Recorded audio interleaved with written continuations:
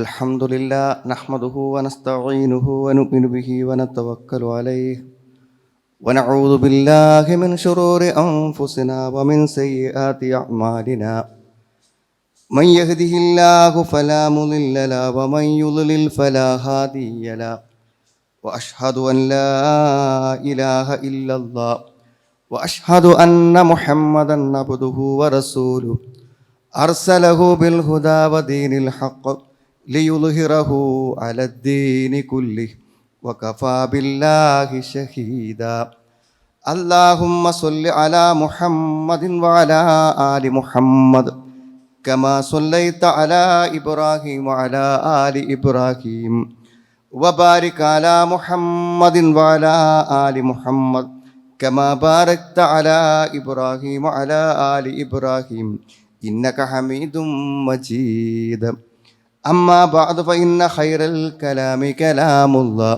وخير الحديث كتاب الله وخير الهدي هدي محمد صلى الله عليه وسلم وشر الأمور محدثاتها وكل محدثة بدعة وكل بدعة ضلالة أعوذ بالله من الشيطان الرجيم بسم الله الرحمن الرحيم يا أيها الذين آمنوا اتقوا الله حق تقاته ولا تموتن إلا وأنتم مسلمون يا أيها الناس اتقوا ربكم الذي خلقكم من نفس واحدة وخلق منها زوجها وبث منهما رجالا كثيرا ونساء واتقوا الله الذي تساءلون به والأرحام إن الله كان عليكم رقيبا يا أيها الذين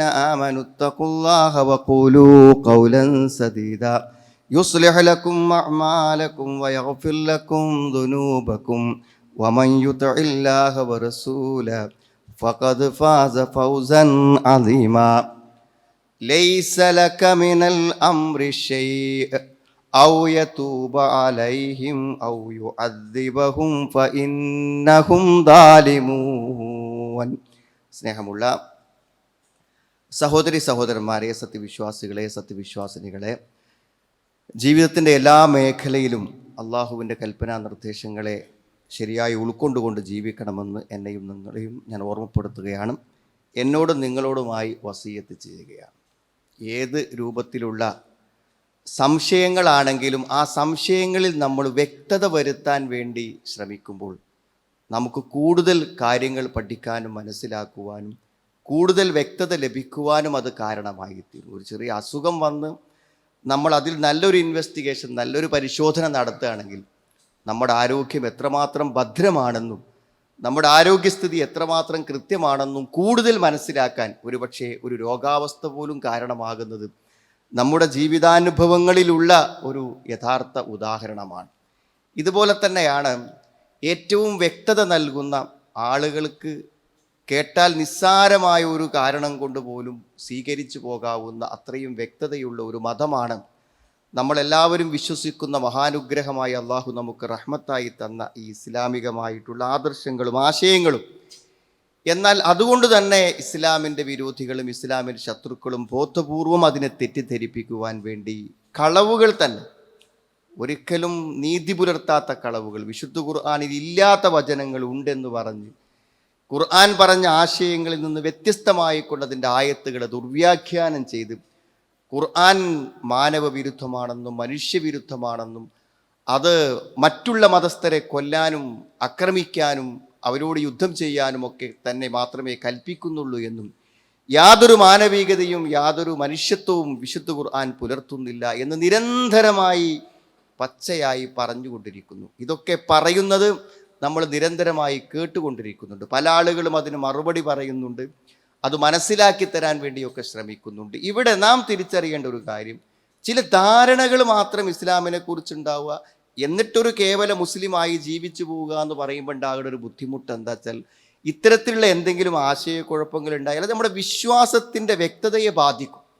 നമുക്ക് വേണ്ടത്ര വ്യക്തത ഇല്ലാതിരിക്കുമ്പോൾ, നമുക്ക് ചില സംശയങ്ങൾ വരുമ്പോൾ അത് നമ്മുടെ ഈമാനിനെ തന്നെ പ്രതികൂലമായി ബാധിക്കുന്ന സാഹചര്യങ്ങൾ ഉണ്ടാകും. അതുകൊണ്ട് ഇത്തരം ചില ആശയങ്ങൾ നമ്മൾ കേൾക്കുമ്പോൾ അത് നമ്മൾ ശരിക്കും പഠിക്കണം, നമ്മൾ മനസ്സിലാക്കണം.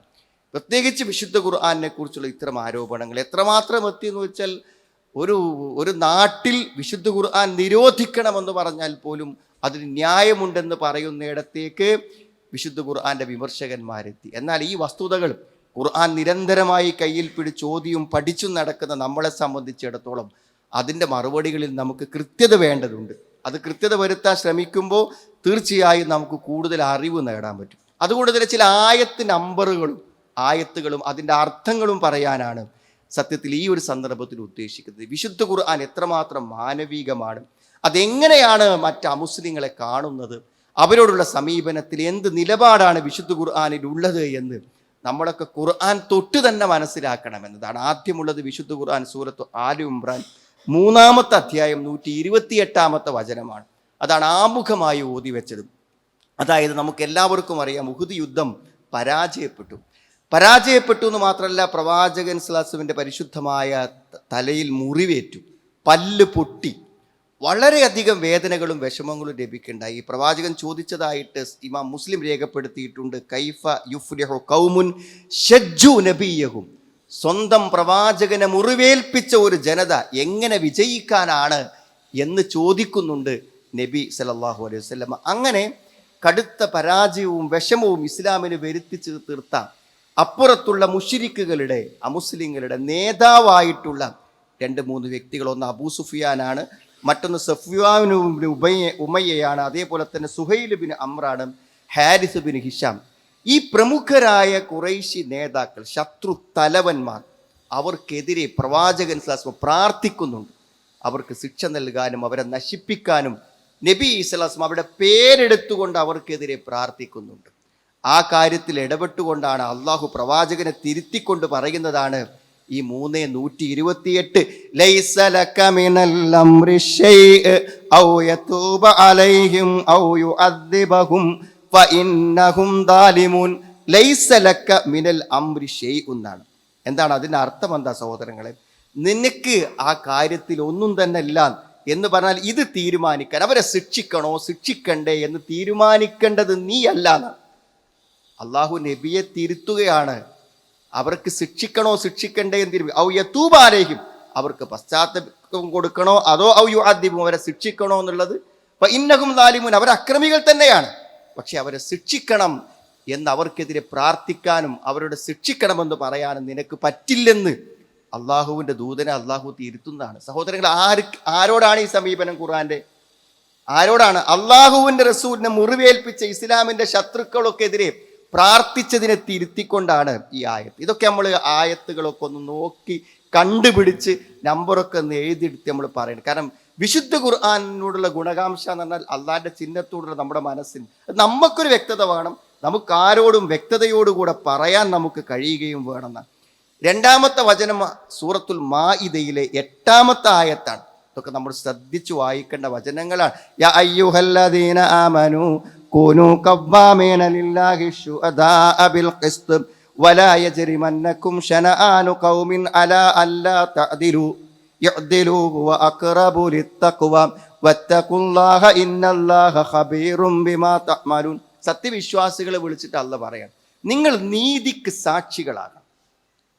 ഒരിക്കലും നിങ്ങൾ ഒരു അനീതിയും നിങ്ങളൊന്ന് വന്നു പോകരുത്. ഒരു മുസ്ലിമിൽ നിന്ന് ഒരു അനീതി സംഭവിക്കാൻ പറ്റൂല. അതാരോട് സുഹൃത്തുക്കളെ? മുസ്ലിങ്ങളോട് മാത്രമല്ല, എല്ലാവരോടും. എന്നിട്ട് പ്രത്യേകം എടുത്തു പറഞ്ഞു തരും, മറ്റുള്ളവരോട് നിങ്ങൾക്ക് വെറുപ്പോ വിദ്വേഷമോ ഏതെങ്കിലും നിലക്ക് ശത്രുതകളോ ഉണ്ടെങ്കിലും ശത്രു അല്ലേ, എന്നാൽ പിന്നെ അവനോട് പിന്നെ നമ്മൾ നീതിയൊന്നും വേണ്ട കാര്യമില്ലല്ലോ. വലാ യജ്രിമന്നകും ശനആനുകൗം, ഒരു ജനതയോടുള്ള വെറുപ്പ് നിങ്ങളെ പ്രേരിപ്പിക്കാൻ പാടില്ല. അല അല്ല തഅദിലു ഇഅദിലു, ശത്രുവിനോട്, എതിരാളിയോട്, ഇസ്ലാമിനോട് വെറുപ്പും വിദ്വേഷവും വെച്ച് നിൽക്കുന്ന ആളോട്, അല്ലെങ്കിൽ നമ്മളോട് വിരോധമുള്ള ഒരു ശത്രുവിനോട്, ശത്രുവാണെന്നത് കൊണ്ട് അയാളോട് അനീതി ചെയ്യരുത് എന്നാണ്. ഇതിൻ്റെ വ്യാഖ്യാനത്തിൽ ഇമാം നാസിർ സഅദി റഹ്മത്തുള്ളാഹി പറയുന്നുണ്ട്, വലൗ കാന കാഫിറൻ ഔ മുബ്തദിഅൻ, മതത്തിൽ അനാചാരങ്ങൾ ഉണ്ടാക്കുന്നവനും അവിശ്വാസിയാണെങ്കിൽ പോലും അവനോടുള്ള വിരോധവും അകൽച്ചയും ശത്രുതയും അവനോട് അനീതി ചെയ്യും. എന്നാൽ കൊല്ലാൻ പറഞ്ഞോണ്ടാ പറയണം. ആ മുസ്ലിങ്ങളെയൊക്കെ കൊല്ലാനാണ് ഇസ്ലാം പറഞ്ഞത് എന്ന് പറയുമ്പോൾ ഒന്ന് ശ്രദ്ധിച്ചു വായിക്കേണ്ട വചനമല്ലേ സുഹൃത്തുക്കളെ യഥാർത്ഥത്തിൽ ഈ മായിദയിലെ 8-ാമത്തെ വചനം. 3-ാമത്തെ ആയത്ത് വളരെ വ്യക്തതയോടെ പറഞ്ഞു. ചില ആയത്തുകളൊക്കെ വായിച്ചപ്പോൾ, ചില നിയമങ്ങളൊക്കെ കണ്ടപ്പോൾ മുസ്ലിങ്ങൾ, സത്യവിശ്വാസികൾക്കൊരു സംശയം. കാരണം അവർ ഇസ്ലാമിലേക്ക് വന്നു, പക്ഷെ അവരെ ബന്ധുക്കളൊക്കെ മുസ്ലിം അല്ലാത്ത ആൾക്കാരുണ്ടല്ലോ. അപ്പം ആ മുസ്ലിം അല്ലാത്ത ബന്ധുക്കളോടും കുടുംബക്കാരോടൊക്കെ ബന്ധം പുലർത്തുന്നതും സ്നേഹത്തിൽ നിൽക്കുന്നതൊക്കെ ഇസ്ലാമിക വിരുദ്ധമാണോ എന്നൊരു സംശയം. ആ സംശയം വ്യക്തതയോടുകൂടെ അള്ളാഹു തിരുത്തി കൊടുക്കുന്നതാണ് സൂറത്തുൽ മുംതഹിനയിലെ 8-ാമത്തെ വചനം.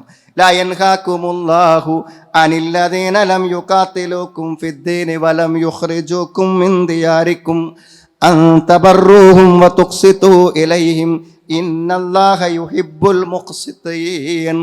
അള്ളാഹു നിങ്ങളോട് വിരോധിക്കുന്നില്ല. അള്ളാഹു നിങ്ങളോട് വിരോധിക്കും. നിങ്ങൾ അങ്ങനെ ചെയ്യേണ്ട കാര്യമില്ല. എന്താണ്? നിങ്ങളോട് യുദ്ധം ചെയ്യാത്തവരും നിങ്ങളുടെ ഭവനങ്ങളിൽ നിങ്ങളെ പുറത്താക്കാത്തവരുമായ അമുസ്ലിങ്ങൾ, അവിശ്വാസികൾ, അങ്ങനത്തെ ആളുകളോട് അള്ളാഹു വിരോധിക്കുന്നില്ല. എന്ത്?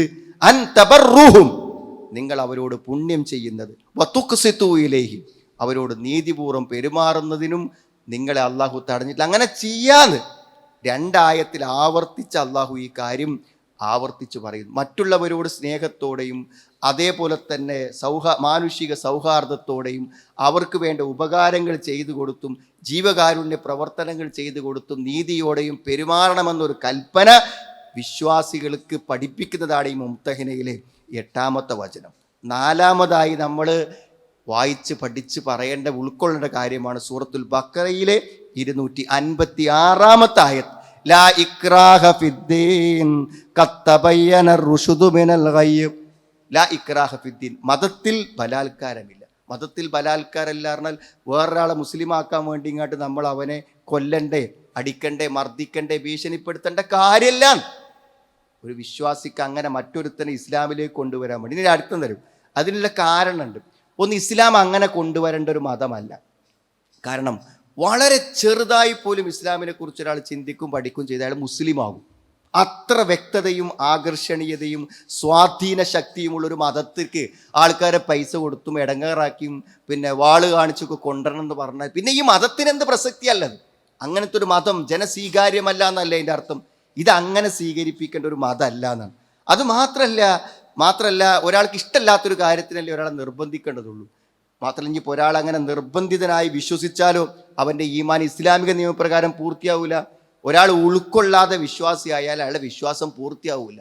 അപ്പോൾ സുഹൃത്തുക്കളെ, മറ്റുള്ളവരെ ബലാത്കാരം ഉപയോഗിച്ച് വാള് കാണിച്ച് ഇസ്ലാമിലേക്ക് കൊണ്ടുവരാന്നൊരു പരിപാടി ഇല്ല എന്നാണ് പറയണത്. നിങ്ങൾ അങ്ങനെ ചെയ്യണ്ടെന്നാണ് അള്ളാഹ് പറയണത്. അവരവൻ്റെ വിശ്വാസപ്രകാരം ജീവിക്കാം. ഈ കാര്യം സത്യവും അസത്യവും വേർതിരിഞ്ഞിട്ടുണ്ട്. അത് ആളുകൾക്ക് വ്യക്തമാക്കി കൊടുക്കലാണ് ബാധ്യത എന്നാണ്. വീണ്ടും സൂറത്ത് അങ്കബൂത്ത് 29 46-ാമത്തെ ആയത്ത് എന്താണ് അള്ളാഹു പറയുന്നത്?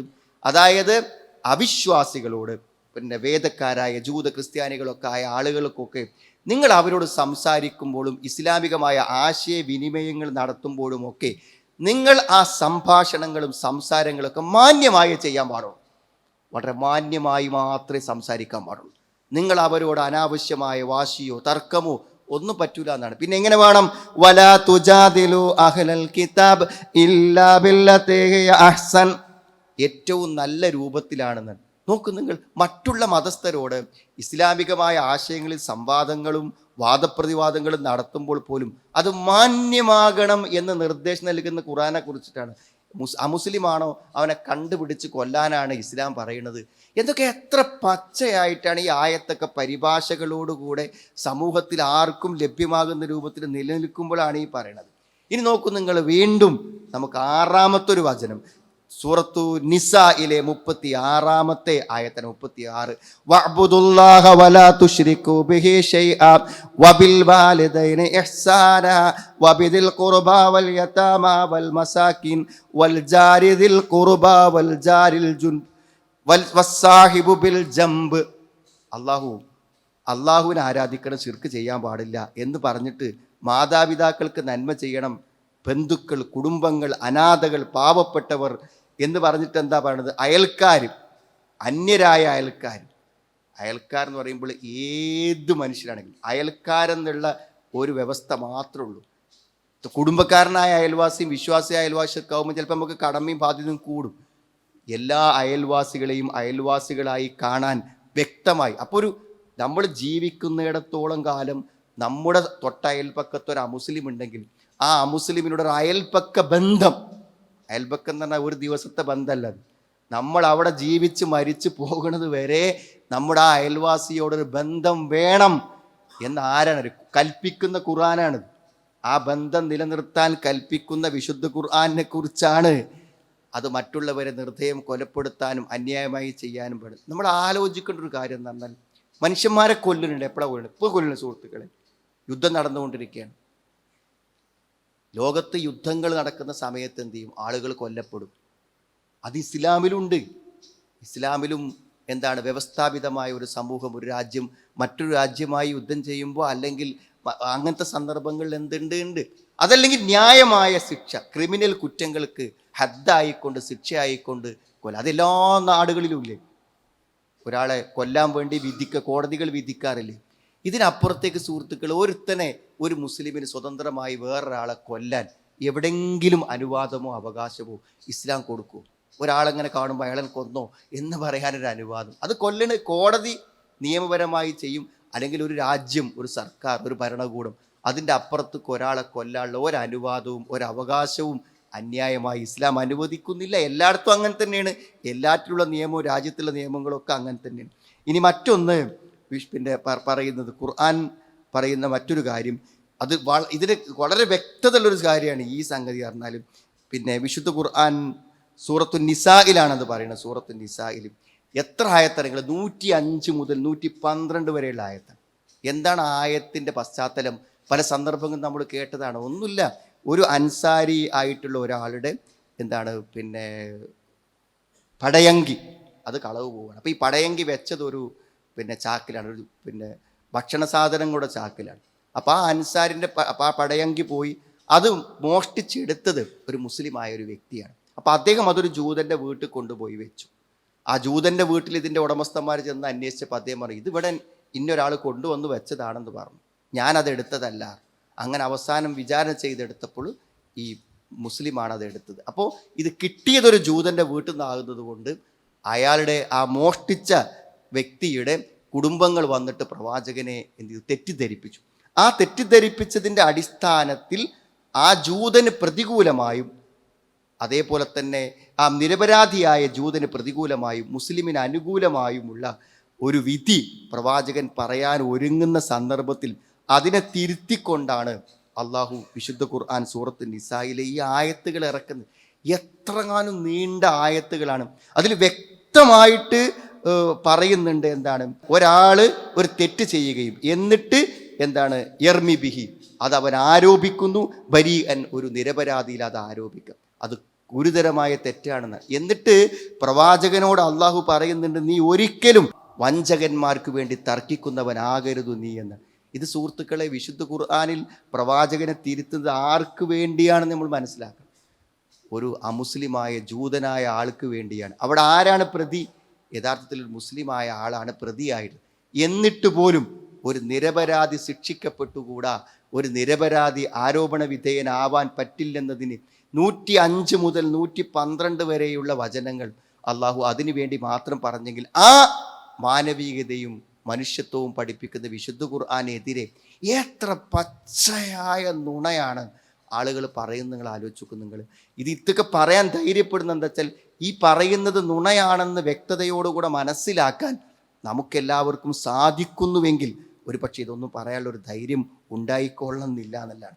ഇനി പൊതുവെ ജീവകാരുണ്യപരമായ കാര്യങ്ങൾ പറയുമ്പോൾ, ഇപ്പോൾ മാംസം കൊടുക്കുന്നത്, ഭക്ഷണം കൊടുക്കുന്നത്, ഇങ്ങനത്തെ കാര്യങ്ങളൊക്കെ പറയുന്ന ആയത്തുകൾ നമ്മൾ പരിശോധിച്ചാൽ അതിലൊന്നും നമുക്ക് കാണാൻ പറ്റും ഒരു മുസ്ലിമിനെ കൊടുക്കാൻ പറ്റുള്ളൂ എന്ന് നമുക്ക് കാണാൻ പറ്റില്ല. ഏറി വന്ന നമ്മൾ അന്വേഷിച്ചാൽ കാണാൻ പറ്റുന്നത് സക്കാത്തിൻ്റെ കുറിച്ച്. സക്കാത്ത് ഒരു ആരാധന എന്ന നിലക്ക് സക്കാത്തിനെ കുറിച്ച് പറയും. ബാക്കിയുള്ളതൊക്കെ നിങ്ങൾ പരിശോധിച്ച് നോക്കും. നിങ്ങൾ ലിയഷ്ഹദു മനാഫിലഹും വയദ്കുറുസ്മല്ലാഹ ഫി അയ്യാമി മഅലൂമാത്ത് അലാ മാ റസഖഹും മിൻ ബഹീമത്തിൽ അൻആം ഫകുലൂ മിൻഹാ വഅത്ഇമുൽ ബാഇസൽ ഫഖീർ. സൂറത്ത് ഹജ്ജ് 28-ാമത്തെ വചനം. കുലൂ മിൻ, അതിൽ നിങ്ങൾ ഭക്ഷിക്കാം. വഅത്ഇമുൽ ബാഇസൽ ഫഖീർ, ദരിദ്രനായ ബാഇസിന്, പ്രയാസപ്പെടുന്ന കഠിനമായ ദാരിദ്ര്യം അനുഭവിക്കുന്ന ആളുകൾക്ക് നിങ്ങളതിന് കൊടുക്കണം എന്നാണ്. അതുകൊണ്ടാണ് പക്ഷെ ബലിമാംസം ഒരു അമുസ്ലിമായ ആളുകൾക്ക് കൊടുത്താൽ വിരോധമില്ല എന്ന് പറയാനുള്ള കാരണം അതാണ്. നിങ്ങൾ ആലോചിച്ചു, നിങ്ങൾ വിശക്കുന്നവൻ എന്ന് പറയുമ്പോൾ ആ വിശക്കുന്നവൻ്റെ മതത്തിലല്ല പ്രശ്നം, അവൻ്റെ വിശപ്പ് പരിഹരിക്കാനുള്ള കാര്യം ചെയ്യണം എന്ന് പറയുന്ന എത്ര വിശാലമായ കാര്യമാണ്. സൂറത്തുൽ മാഊൻ വലാ യഹുല്ലു അലാ തുആമിൽ മിസ്കീൻ, പാവപ്പെട്ടവൻ്റെ ഭക്ഷണത്തിന് വേണ്ടി അവൻ പ്രേരിപ്പിക്കുന്നില്ല എന്നാണ്. നരകത്തിൻ്റെ ഭയാനകതകളെക്കുറിച്ചും കാരണങ്ങളെക്കുറിച്ചും പറയുമ്പോൾ ആ നരകത്തിൽ പോവാനുള്ള കാരണങ്ങളിൽ വിശ്വാസപരമായ വ്യതിയാനങ്ങളൊക്കെ പറയുമ്പോഴും ഇതേ കാര്യം പറയുന്നുണ്ട്. ജീവകാരുണ്യപരമായ കാര്യങ്ങൾ പറയുമ്പോൾ അതിലെന്ത് ചെയ്യുന്നുണ്ട്? എല്ലാവരെയും പരിഗണിക്കാൻ ഇസ്ലാം വിശുദ്ധ ഖുർആൻ നമ്മളോട് നിർദ്ദേശിക്കുന്നു എന്ന് പറയുമ്പോൾ എത്ര വിശാലമാണ് ഇസ്ലാമിൻ്റെ കാര്യങ്ങൾ നമുക്ക് മനസ്സിലാക്കാൻ പറ്റും. അപ്പോൾ ഇത്രമാത്രം മാനുഷികമായ പരിഗണനകൾ നൽകുന്ന വിശുദ്ധ ഖുർആനെക്കുറിച്ച് എത്ര അപകടകരമായ കളവുകളും ദുഷ്പ്രചാരണങ്ങളുമായി നടത്തുന്നത് നമ്മൾ മനസ്സിലാക്കണം. ഖുർആൻ വ്യക്തതയോടുകൂടെ പഠിക്കാനും മനസ്സിലാക്കാനും നമ്മൾ പരിശ്രമിക്കാം. ഖുർആൻ്റെ പഠനം നമുക്ക് കൂടുതൽ വിശ്വാസം വർദ്ധിപ്പിക്കും.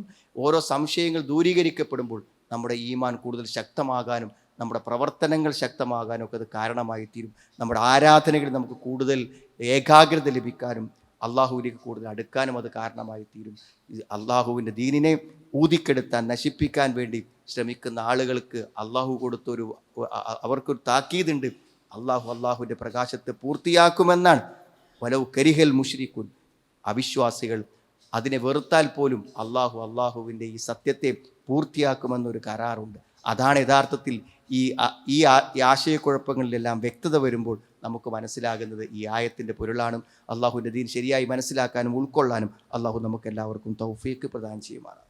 അൽഹംദുലില്ലാഹ് ഹംദൻ കസീറൻ തയ്യിബൻ ബാറകൻ ഫീഹി വസല്ലല്ലാഹു അലാ മുഹമ്മദിൻ വഅലാ ആലിഹി വസ്വഹാബിഹി അജ്മഈൻ അമ്മാ ബഅദ്. ഒരിക്കൽ കൂടെ അള്ളാഹുവിനെ സൂക്ഷിച്ച് ജീവിക്കണമെന്ന് എന്നെയും നിങ്ങളെയും ഞാൻ ഓർമ്മപ്പെടുത്തുകയാണ്. സഹോദരങ്ങളെ, ഇസ്ലാമിൻ്റെ ആശയങ്ങളും അതിൻ്റെ കാര്യങ്ങളൊക്കെ നമ്മളിലൂടെയാണ് സമൂഹം കാണുന്നത്. നമ്മുടെ പെരുമാറ്റങ്ങൾ, നമ്മുടെ സ്വഭാവങ്ങൾ, നമ്മുടെ ജീവിത രീതികൾ, ഇതിനൊക്കെ വലിയൊരു പങ്കുണ്ട് മറ്റുള്ളവരെ സ്വാധീനിക്കാൻ. അതുകൊണ്ടാണ് സത്യത്തിൽ ഇസ്ലാം ഇത്രമാത്രം മാനുഷികമല്ല, മാനവികമല്ല എന്നൊക്കെ പറയുമ്പോൾ, മറ്റുള്ളവരെ കൊല്ലണം എന്നൊക്കെയാണ് പറയണതെന്ന് പറയുമ്പോൾ നമ്മൾ ചൂണ്ടിക്കാണിക്കുന്നുണ്ട് ഇന്ന് നിലവിലുള്ള ഇസ്ലാമിക രാജ്യങ്ങൾ. അവിടേക്ക് എത്ര മുസ്ലിങ്ങൾ ജോലി ചെയ്യുന്നുണ്ട്, അവരൊക്കെ എത്ര സൗഹാർദ്ദപരമായിട്ട് അവിടെ ജീവിക്കുന്നുണ്ട്. അപ്പോൾ ആ ചോദ്യത്തിന് യഥാർത്ഥത്തിൽ ഈ ആരോപണം പറയുന്നവർക്കൊന്നും മറുപടി പറയാൻ കഴിഞ്ഞിട്ടില്ല. അതിലുപരി നമ്മുടെ പരിസരങ്ങളിൽ ജീവിക്കുന്ന ആളുകളൊക്കെ നമ്മളുമായുള്ള സഹവാസങ്ങളെക്കുറിച്ചൊക്കെ എന്തെല്ലാം നിലക്കാണ് അതിനെ മഹത്വപ്പെടുത്തി പറയുന്നത്. ആ സ്നേഹബന്ധങ്ങളെ എത്ര വൈകാരികമായിട്ടാണ് പറയുന്നത്.